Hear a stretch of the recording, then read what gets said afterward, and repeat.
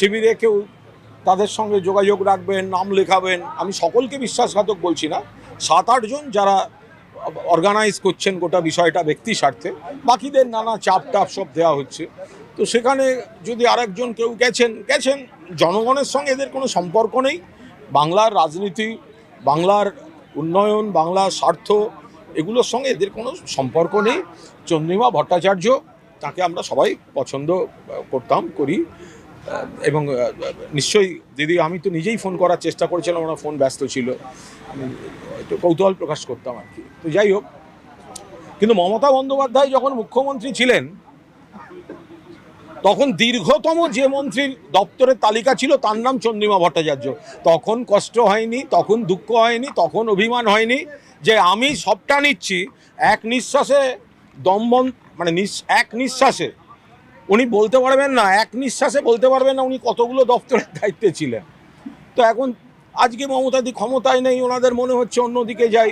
প্রথমে ওনার একজনকে পাঠিয়েছেন, গতকাল উনি বসে থাকাকালীন 15 মিনিট বাড়তি বসে থাকতে পারলেন না, আমরা সবাই পৌঁছে যেতাম। তো সেখানে ওনার মনে হয়েছে যাবেন, তো উনি সেটা আস্তে আস্তে সেদিকেই এগোচ্ছিলেন, গেছেন। তো কী করা যাবে? গতকালকের ঘটনাটা কি একটা শুধুমাত্র স্টেজ যেটাকে ব্যবহার করে উনি না, তার আগেও ওনার পরিবারের একজন ঘনিষ্ঠ ওইদিকে গেছেন, ফলে এগুলো তো আমরা দেখেছি। তা সত্ত্বেও আমরা ওনাকে যথেষ্ট শ্রদ্ধা করতাম, ভালোবাসতাম। বাট কাল যখন এইরকম একটা ঘটনা ঘটছে এবং বিইং প্রেসিডেন্ট পার্টির, এবং তিনি সেখানে রয়েছেন, যদি আর কিছুক্ষণ ওখানে বসে থাকতেন, আমরা যদি পৌঁছানোর সময়টা পেতাম। উনি 7 তাড়াতাড়ি ওখানে, ওনারা আমাদের অন্য সহকর্মীরা রিকোয়েস্ট করেছিল যে দিদি আর একটু বসে যান, তিনি বলেন আমি এসবে থাকবো না, গাড়ি ডেকে বেরিয়ে চলে গেলেন। তারপরে আমাদের যে সহকর্মীরা ছিল তাদের বার করে দেওয়া হয়েছে। তো ফলে এটা তো প্রেসিডেন্টের কাছ থেকে কাম্য নয়। তো আমি আবার বলছি, মমতা বন্দ্যোপাধ্যায় যখন মুখ্যমন্ত্রী ছিলেন তখন দীর্ঘতম কতগুলি যে উনি মন্ত্রী এই কবছরে ছিলেন, এবং সব প্রেস্টিজিয়াস দফতর ইনক্লুডিং ফিনান্স, তো তখন মনে হয়নি আজকে একটা কথায় নাকি খারাপ লাগছে, একটা কথায় নাকি দুঃখ হচ্ছে। তো তখন অতগুলো দপ্তর পাওয়ার আনন্দে বোধহয় গোটাটাই ছিল একদম সর্বাঙ্গ সুন্দর। তো সুতরাং আজ হঠাৎ এগুলো মানুষ সবাই দেখছেন, চিনছেন। যখন মমতা বন্দ্যোপাধ্যায় মুখ্যমন্ত্রী তখন সব থেকে বেশি সংখ্যক দপ্তর যিনি পেয়েছেন কার্যত, তার এখন মনে হচ্ছে না যে আমি যারা মমতাদিকে অস্বীকার করছে আমি তাদের সঙ্গে যাব, তাদের সঙ্গে বসবো, তার ব্যাপার। এর সঙ্গে তৃণমূল কংগ্রেস পরিবার, তৃণমূল কংগ্রেসের কর্মীদের কোনো সম্পর্ক নেই। এবং সেই তারপরে আজকের ঘটনা, এটা কি মানে সেই ঘটনায় খারাপ লেগে আজকের ঘটনা, নাকি সেটাকে কালকে ওই ফোন থেকে প্রমাণ হয়ে গেল আজকে? যার কথা খারাপ লেগেছে বা যাদের কথা খারাপ লেগেছেন বলে বলা হচ্ছে, তো বলা হচ্ছে, তো এখন সেখানে তো তিনি আমাদের নেত্রী বা আমাদের দল যখন তাকে একের পর এক দফতর দিয়েছে, একবার বলেছেন যে আমি এইটা নেব না, আরও কয়েকজনকে দেয়া হোক, তখন তো সেটা মনে হয়নি, তখন মোরে আরও আরও আরও দাও প্রাণ। তো সুতরাং মমতা বন্দ্যোপাধ্যায় যখন দেয়ার জায়গায় ছিলেন তখন আমি আঁচল পেতে নেব, আর মমতা বন্দ্যোপাধ্যায় যখন প্রাক্তন তখন আমি অন্য শিবিরের দিকে যারা মমতা বন্দ্যোপাধ্যায়কে অস্বীকার করছে আমি তাকে অস্বীকার করতে যাব, এটা কি করে হতে পারে? মানুষ দেখছেন, এদের সঙ্গে সাধারণ মানুষের, সাধারণ কর্মীদের কোনো সম্পর্ক নেই। বাংলার মানুষ দেখছেন, এবং এই ভয়ঙ্কর অকৃতজ্ঞতা রাজনীতি বাংলার মাটি সাপোর্ট করবেন। দপ্তর যদি তার হাতে থাকেও তাহলে তিনি বারমুন্ডা মন্ত্রী ছিলেন, তারপরে কাজ ছেড়ে দেননি কেন? সেদিন বলেননি কেন? যদি এতগুলো দপ্তর নিতে ওনার খারাপ লেগে থাকে, আজকে যেন উনি ছাড়লেন, তো সেদিন ছাড়েননি কেন? উনি আজ বলছেন এতগুলো দপ্তর খারাপ লেগেছে, লাগতেই পারে, উনি চাননি, হতে পারে, ওনার ক্ষমতা ছিল না, উনি বলছেন। তা আজকে যেটা ছাড়লেন দপ্তরগুলো থাকাকালীন ছাড়েননি কেন? এটা পরিষ্কার কথা। আজকে যেটা বলছেন না আমি ছেড়ে দিলাম, তো দপ্তরগুলো যখন ছিল তখন ছাড়লেন না কেন? তাহলে তো ছাড়াটার গুরুত্ব থাকতো। তা আজকে তো সবাই বলবে আজকে দপ্তর নেই তাই এই গল্পটা দিচ্ছেন। উনি বলছেন, চাঞ্চল্যকর অভিযোগ করছেন যে অর্থমন্ত্রী হিসেবে বাজেট পেশের কয়েক ঘন্টা আগে নাকি উনি জানতে পারতেন, উনি জানতেন না যে বাজেট কারা বানায়, করতে হবে উনি তাও জানতেন, মানে সেটাই জানতেন কয়েক ঘন্টা। দেখুন, এগুলো একটা হঠাৎ এই কথাগুলো বলার কোনো মানে আছে? সাধারণভাবে অর্থমন্ত্রীরা বাজেট পেশ করার সময় আরও অনেকের সাহায্য নেন, কারণ বাজেট পেশটা কিন্তু একটা অত্যন্ত বিশেষজ্ঞদের ব্যাপার। অর্থমন্ত্রী জানবেন, কিন্তু অর্থমন্ত্রী তার বসে বসে লিখবেন না। সেটা মানে ডক্টর অসীম দাশগুপ্ত বা অমিত মিত্র হলে তো একটা কথা হয়, বাট কিন্তু উনি আইনের লোক, তো তাকে তো একটু সাহায্য নিতে হবে। কিন্তু জানতেন না, জানি না, বই পাইনি, তা সেদিনকে বলেননি কেন, পড়লেন কেন? উনি তো বলতে পারতেন আমি এটা জানি না, আমি পড়বো না। উনি পড়লেন কেন? আপনি অর্থমন্ত্রী ছিলেন, আপনি বাজেট পেশ করলেন, আপনার ছবি ছাপা হলো, আপনি পড়লেন। আজ আপনি বলছেন আমি জানতাম না, এটা কেউ বিশ্বাস করবে? এই লজিকটা ছেদো লজিক হয়ে যাচ্ছে। বলছি এই যে বন্দ্যোপাধ্যায় কি চন্দ্রিমা ভট্টাচার্যদের মতো মানুষকে চিনতে কোথাও ভুল করেছিলেন? এত দপ্তর জাড়াতে দেওয়া, রাজ্য সভানেত্রী করা হলো। দেখুন, অনেক মানুষ সব কাউকে না কাউকে বিশ্বাস করে, আর মানুষ চেনার কিছু ভুল হয় সে তো সবাই দেখতে পাচ্ছে। তাহলে কি আর কেউ কাউকে বিশ্বাস করবে না? এটাও তো হয় না।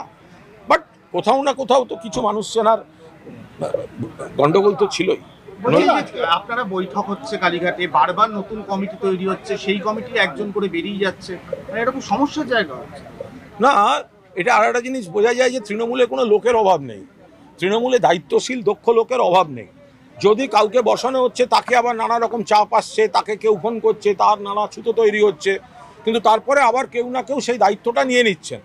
ফলে এইভাবে তৃণমূল কংগ্রেসকে একটা বাড়িতে তালা মেরে, একটা ভাড়া অফিসে তালা মেরে, বা কোনো একজন দুজন কয়েকজনকে নিয়ে গিয়ে, আপনি বলুন তো, এই যারা গেছে চাটনৃত শিবিরে যারা গেছে, আপনি বলুন তো, যে এত রকম ছবি দেখা যাচ্ছে, আপনারা এত ছবি দেখাচ্ছেন, কে লোকসভায় দেখা করছে, কে বিধানসভায় দেখা করছে, কে বিজেপি নেতার বাড়ি যাচ্ছে, কে হোটেলে গিয়ে দেখা করছে, নিজেদের কনস্টিটিউয়েন্সিতে, নিজেদের নির্বাচনী কেন্দ্রে এখনো তাদের দেখা যাচ্ছে না কেন? কোনো কর্মসূচিতে কেন দেখা যাচ্ছে না?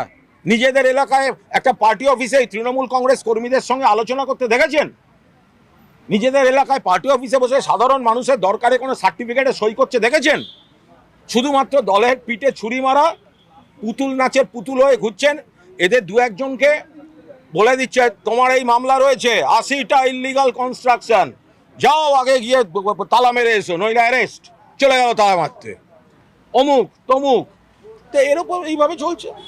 সাধারণত আমরা যেটা দেখে থাকি, কারো বাড়িতে মানে জোরপূর্বক প্রবেশ করলে একটা আইনত ব্যবস্থা নেওয়া যায়। আপনারা কি সেরকম কিছু করার চিন্তা করছেন? আমরা তো কাল পুলিশকে যা জানাবার আমরা জানিয়েছি, বাকিটা আমাদের নেতৃত্ব নিশ্চিতভাবে গোটা বিষয়টা পর্যবেক্ষণ বিশ্লেষণ করছেন।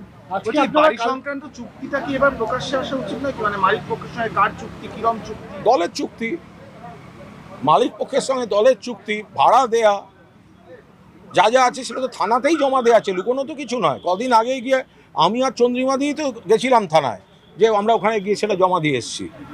আজকে দেখা গেল যে মেট্রোপলিটনের তৃণমূল ভবনে তালা খুলে ভেতরে মালিক পক্ষের লোকজন ঢুকলেন, কিভাবে দেখছেন গোটা বিষয়? না, মালিক পক্ষের যেহেতু ওপরে দুটি ফ্লোর আছে বা ওনারা চান এরকম, ফলে তারা ঢুকেছেন কেন, তারা যে একটা সিস্টেমের মধ্যে দাঁড়িয়ে কিছু কাজ করছেন সে তো বোঝাই যাচ্ছে। কিন্তু মালিক পক্ষ যদি ঢোকেন তার উপর দাঁড়িয়ে দুম করে এখানে কোনো মন্তব্য করবো না।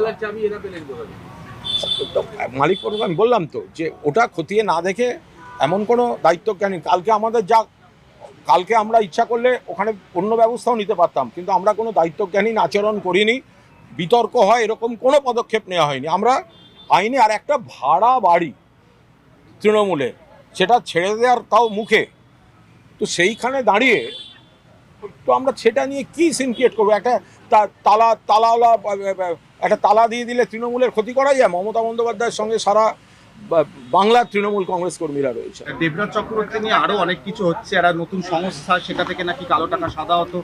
দেখুন, দেবরাজ চক্রবর্তী নিয়ে বাড়তি মন্তব্য করবো না, কারণ জানি না।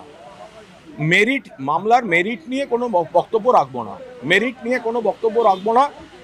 আইনের পথে চলবে দেবরাজ এবং তার আইনজীবীরা সেটা বলবেন। আর রাজ্যের স্বাস্থ্য দপ্তর একটা স্বতঃপ্রণোদিত তদন্ত শুরু করলো এই সেবাশ্রয় নিয়ে। যে সেবাশ্রয় ব্যাপারটা আমি কোনোদিনই জানি না, আজও জানি না, আমি বলতে পারবো। কাকলি ঘোষ দস্তিদার মুখ্যমন্ত্রীকে চিঠি দিয়েছেন 21শে জুলাই গুলি চালানোর ঘটনা নিয়ে, যাতে নতুন করে তদন্ত। আপনি তো সাংবাদিক, 100বার সাংবাদিক, 100%। কাকলি ঘোষ দস্তিদার কোন পরিচয় চিঠিটা দিয়েছেন? মুখ্যমন্ত্রীকে চিঠিটা কোন পরিচয় দিয়েছেন বলুন না। তৃণমূলের সাংসদ এবং চিফ হুইপ পার্লামেন্টে। একদমই। দুদিন আগে তো ওনারা বলছিলেন এনসিপিআই বলেতে পার্টিতে গেছেন, ওনাকে জিজ্ঞেস করছেন না কেন আপনি কোথায় দাঁড়িয়ে আছেন? আপনি আমায় জিজ্ঞেস করছেন কেন? কাকলি ঘোষ দস্তিদার আর এমপিরা বলছে ওরা এনসিপিআই বলে একটা পার্টিতে গেছে আর চিঠি দিচ্ছে তৃণমূলের চিফ হুইপ বলে। তো উনি কোথায় দাঁড়িয়ে আছেন সেটা আগে ওনাকে জিজ্ঞাসা করুন, তারপর তো উত্তর দেবো। সেটা জিজ্ঞাসা করছেন না। এইভাবে যে চিঠি দিলেন, আবার উনি কোন পার্টিতে দাঁড়িয়ে আছেন সেটা জিজ্ঞেস করবেন, আপনি উত্তর নিতে এসছেন।